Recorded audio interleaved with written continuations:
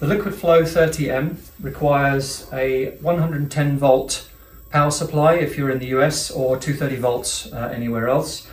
It comes with a mains isolator to isolate the power.